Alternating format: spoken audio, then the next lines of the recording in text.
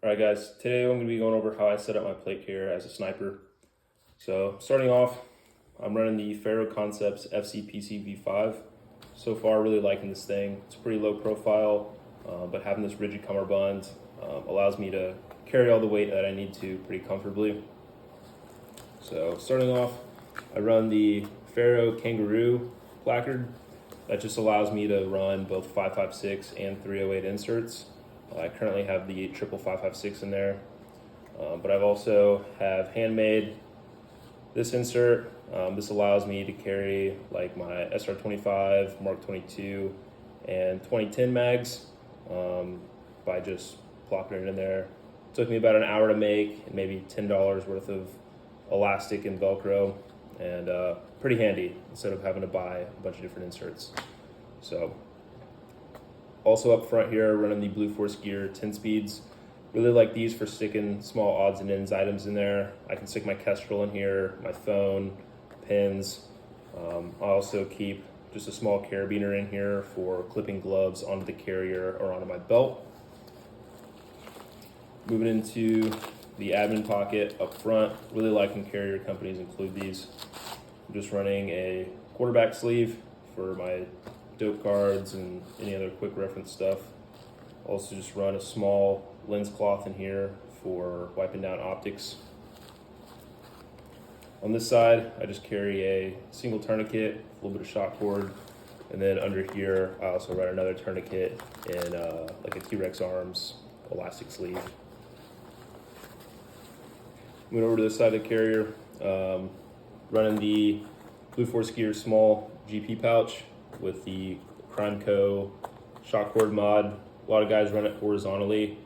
I like running it that way as well. Just trying running it vertically because I feel like, especially on this two-band cummerbund, it kind of brings everything up closer to it and prevents it from flopping around as much. Inside of here, it's a lot of the standard GP pouch items. I keep some of these Surefire earplugs. These are great for if your electronic ones die or you forget them, or for certain applications you might just not want a headset on. Also keep a Petzl headlamp in here. I keep a few extra batteries in a hot beverage bag rather. Keep a small roll of electrical tape. Keep a whistle in here. These are great for signaling, as well as there's kind of an OG infantry item to have on you, so I carry it. Keep a lens-added compass. Keep the like $150 Sandhill Leatherman that everyone buys when you're a private. And then I keep some Ranger beads in here. Just because you're wearing a plate carrier doesn't mean you're not going to be navigating. So I like to have a non-electronic means of doing that.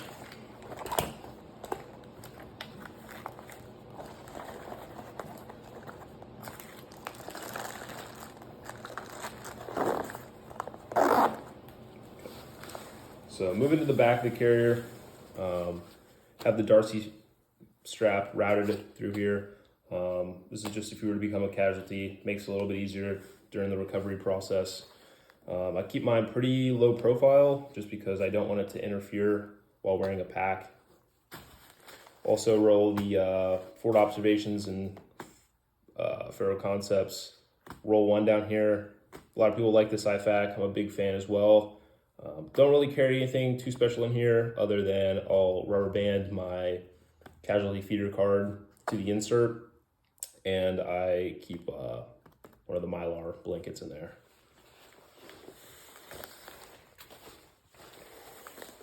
So kind of my thought process for carriers is that I want them as slim and low profile as possible.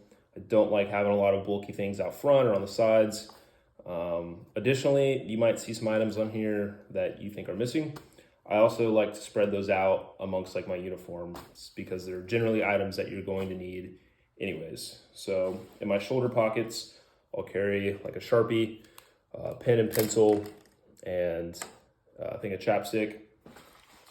Also keep in a MRE bag like my infantry leader's card, call for fire card, and any other quick reference type stuff. In my back pocket, I'll usually just keep one of these small Write in the Rain notebooks. These are pretty slim.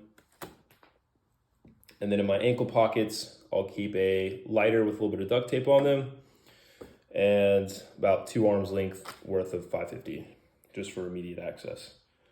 So another thing to consider too, right, is if I need to, I can plus up with this carrier.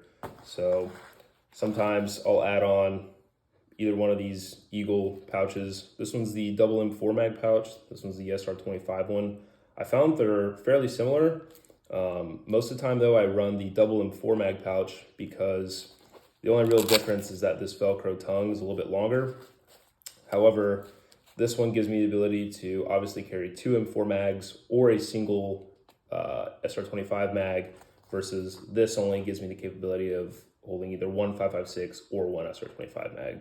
So just kind of a way of optimizing when you do have to put extra stuff on here.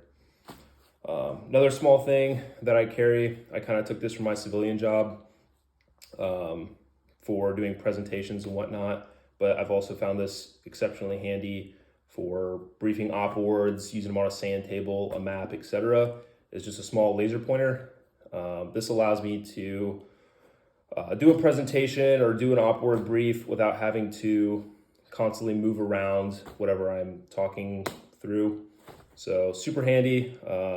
Yeah, they'll also like impress your officers and your first sergeants or something. You bust out a laser pointer in the field, but if not, a big stick works as well. So final thoughts, guys. I'm a guard guy, so I set this up potentially differently from how other guys are running it. Another thing too is, as you know, depending on your position or your rank or what you have going on, your kit is and should look different, right? You should be tailoring your equipment to your needs. This certainly looks different when I'm playing sniper compared to when I'm training in the civilian world. It looks different than how I set it up as a scout, and it looks different than how I set up my carriers when I was on the line. Set up your equipment to your needs and how they make sense for you, and you're just gonna be better off. So hope you guys like this. Let me know if you have any questions, and I'll see you in the next one.